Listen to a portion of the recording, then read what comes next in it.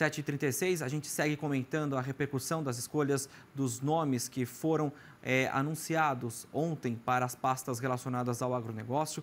Eu converso agora com o pesquisador do Centro de Agronegócios da FGV, o professor mestre Felipe Serigati, que já está aqui com a gente. Bom dia, professor. É sempre um prazer falar com o senhor. Agradeço mais uma vez a sua disponibilidade para esclarecer para a gente alguns pontos. Bom dia, Pedro. Eu que agradeço imensamente o convite de vocês. Bom, professor, vamos então já começar a falar sobre o mercado, né? Como é que hoje, né, a gente pode ver uma análise dessas escolhas do futuro presidente, né, do presidente eleito, Luiz Inácio Lula da Silva, com os ministros, né? Porque agora o time já está completo, né? A gente já vai ter um novo governo a partir deste domingo, dia 1º, quando Lula tomará posse.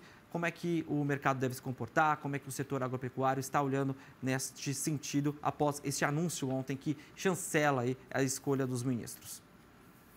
Acho que o mercado não deve apresentar grandes reações porque não houve grandes novidades, né? Então, conforme já era precificado pelo mercado, a composição do novo Ministério do Lula é uma composição muito mais política, né? Talvez ali dos ministros anunciados, poucos têm um perfil mais técnico, talvez a grande exceção seja Anísia Trindade, na área da saúde. O restante, sua grande maioria, são políticos ou que têm uma atuação política dentro da sua área.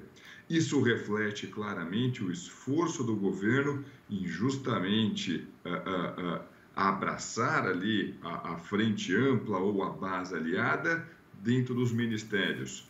Na realidade, essa é a grande justificativa dessa forte expansão no número de ministérios. Não tinha nenhum motivo de gestão ou uma demanda por tantas áreas, foi justamente criar ali postos para que conseguisse oferecer a sua base aliada. E foi justamente isso que aconteceu. Então, é um gabinete bem mais político e com um perfil mais heterogêneo.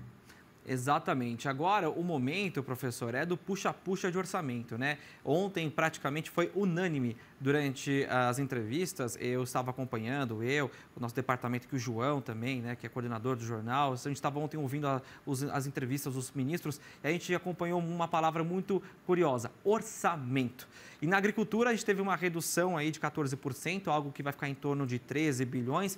Esse valor, né, vai afetar, obviamente, porque a pasta conta aí com subpastas e também com um número maior de ministérios. Como é que vai ficar, então, este acerto? Como é que o governo vai conseguir fechar as contas para conseguir dar sequência, principalmente ao agronegócio, que é um setor que demanda crédito, precisa de crédito, porque sem crédito não tem como ter produção. Então, é exatamente isso, né? Então, esse é um ponto importante, que é a questão orçamentária. Dentro desse gabinete com perfil mais político e também heterogêneo, claramente o grande mediador disso, o indivíduo com, vamos dizer assim, o portador da palavra final, vai ser o próprio Lula. Então, claramente nessa composição, ele está se colocando ali como grande árbitro. Quando a gente olha para a agricultura, de fato, o orçamento anunciado veio menor do que o orçamento apresentado para 2022. Vamos lembrar que, mesmo que o orçamento fosse igual, a condição em que o setor vai operar 2023 já são condições que demandariam mais crédito. De um lado, nós estamos operando com um custo de produção mais elevado do que a gente estava no mesmo período do ano passado, e mais do que isso, não é surpresa para ninguém. Quando o setor for tomar mais fôlego para preparar a safra 23-24, porque eu sei que já tem tanto o produtor, mas principalmente cooperativas já se preparando nesse exato momento para a safra 23-24, o setor encontrará custos de financiamento mais elevados, onde está operando com uma taxa de juros elevada, 3,75%. Provavelmente essa seja a taxa de juros que vai atravessar todo o ano de 2023, talvez até possa haver algum aumento por parte do Banco Central. Isso significa que, quando o Plano Safra for anunciado, lá entre maio e junho do ano que vem, essas taxas de juros de referência permanecerão em patamares elevados, custos de produção permanecerão em patamares elevados e os recursos para tentar financiar, mesmo que seja as pontas mais frágeis desse mercado, via crédito subsidiado ou com algum suporte do governo, esses recursos serão mais escassos. Então, tem um desafio grande aí para o Ministério da Agricultura, que é justamente conseguir um volume maior de recursos para oferecer para o setor. Exatamente. Dentro dessa questão dos desafios, professor, tem também este momento em que o futuro ministro Carlos Fávaro já fala em conversas. A gente, antes do senhor entrar aqui ao vivo com a gente, nós estávamos mostrando exatamente um trecho de uma entrevista que ele concedeu ontem ao canal AgroMais, exclusivamente lá em Brasília. E ele falou sobre a questão do BNDES, sobre tornar isso um pouco mais, um fluxo mais transparente, algo que seja mais próximo, estreitar melhor esse relacionamento com o então futuro presidente do banco, Aloysio Mercadante. Como é que o senhor acompanha então essa estratégia, essa forma? Será um benefício? Como é que o senhor vê como é que isso deve trazer de resultados para isso? É um enorme desafio, né? Embora o Carlos Fávaro seja o ministro, ou vá ser o ministro da Agricultura, diversos pontos que são importantes para o setor não estarão nas mãos do ministro Carlos Fávaro. A questão de orçamento ele vai ter que discutir diretamente, seja com o ministro da Fazenda, seja com a ministra do Planejamento. A questão de recursos ali direcionados mais para investimento, para aqueles de longo prazo, que é o BNDES, vai ter que discutir com o presidente do BNDES, o futuro presidente do BNDES, o Aloysio Mercadante. E mais do que isso, ao desmembrar o Ministério da Agricultura em outras duas pastas, desenvolvimento agrário e pesca, a composição da política voltada para esse imenso setor, agora tem 3 cabeças no mínimo, ok, cabeças que vão tratar de áreas distintas, mas de áreas que estão fortemente correlacionadas. Só que agora a palavra não é mais de uma decisão central, como foi, por exemplo, na gestão do Bolsonaro com a Tereza Cristina. Resultado disso é mais um curso de coordenação. De novo, a abertura grande desse número de ministérios não foi para atender uma melhoria de gestão, foi para atender uma necessidade legítima do novo governo de ter moeda de troca para conseguir formar a sua base aliada e atender aquele conjunto de pessoas, de partidos que compuseram a Frente Ampla. Então, tem um curso de coordenação, tem desafios por tudo que é lado. O Carlos Fávaro vai ter que lidar com essa realidade que ele tem. Exatamente. O senhor falando, né, professor, exatamente sobre essas cabeças que vão surgindo, porque vão ser vários pedidos, e sendo que a palavra final, né, a chancela será, pelo que nós estamos vendo pela composição das falas, será do presidente eleito Lula. Então, a gente já vê que é uma situação complicada, né? Praticamente uma hidra, né? Nós estamos vendo uma situação em que a gente vai ter que ter muito diálogo, paciência, para conseguir aí atender os pedidos. Agora, professor, eu queria aproveitar muito a oportunidade, porque eu já tive o prazer de ter algumas aulas com o senhor e falar sobre investimentos internacionais. E eu tenho acompanhado em vários eventos que fui neste ano e também ao longo de entrevistas que a gente tem aqui no Terra Viva, no AgroMais, de investimentos internacionais por conta deste novo momento do ESG, né? Caminhando cada vez mais para a pauta ambiental, a pauta sustentável. Isso tem atraído o investimento lá de fora.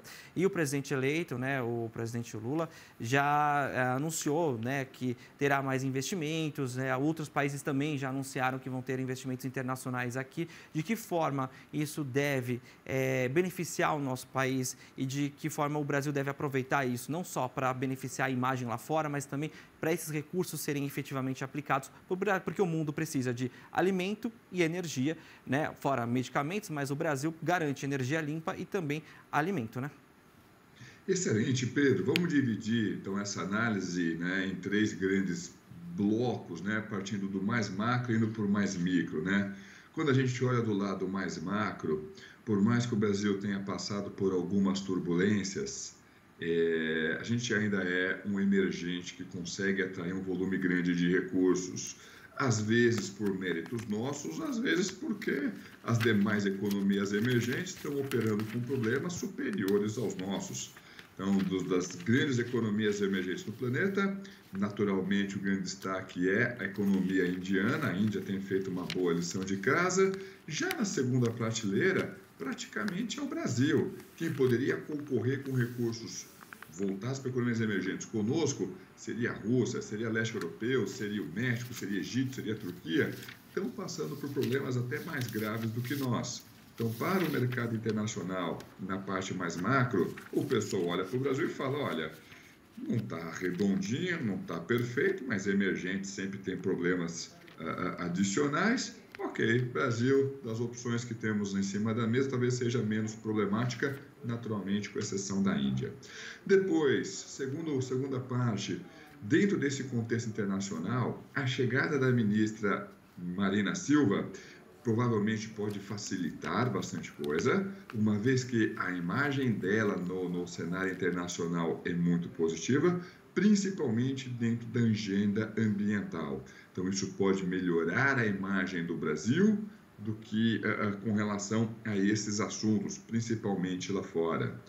Caminhando para o terceiro ponto, isso não significa necessariamente facilidade para todo mundo, tá? Então, o que a gente tem na nossa memória, na gestão da Marina Silva, nos governos Lula, Lula 1 e Lula 2, as áreas ali associadas ao universo agro tiveram uma resistência maior do lado do Ministério do Meio Ambiente, sob gestão da Marina Silva. Dado que ela está com capital político, ao menos lá fora, renovado, não vejo motivo para que essa postura seja muito diferente. Ainda mais porque, no momento em que a gente conversa, essa agenda defendida pela Marina Silva e com prestígio lá fora ganhou ainda mais importância. Então, acho que para o nosso setor, o ministro Carlos Fávaro tem mais um desafio adicional, que é justamente construir consensos também com o Ministério do Meio Ambiente sob a gestão da Marina Silva. Deste capítulo aí dos próximos 4 anos, nós estamos apenas no prefácio. Vamos então acompanhar o que vai então neste livro aí desses 4 anos, deste terceiro mandato, vai então trazer. Nós sabemos que o agro não pode parar, o Brasil é uma potência em expansão, tanto na questão da energia verde, quanto na produção de alimentos, garantindo segurança alimentar. O mundo, nós já somos 8 bilhões, estamos entrando em 2023 com 8 bilhões de habitantes aqui na Terra, então a gente precisa trazer aí avanços e o Brasil é visto pelo mundo como uma fonte de energia e de alimentos. A gente vai ver então, professora, e eu conto com o senhor também para a gente conseguir trazer mais análises e também informação ao longo desses próximos 4 anos e por aí vai. Maravilha! Muitíssimo obrigado, Pedro. Um grande abraço a todos e um excelente 2023. Tudo de bom para todos vocês. Valeu, professor. 2023 produtivo para todos nós. Um abraço e até mais. Até mais.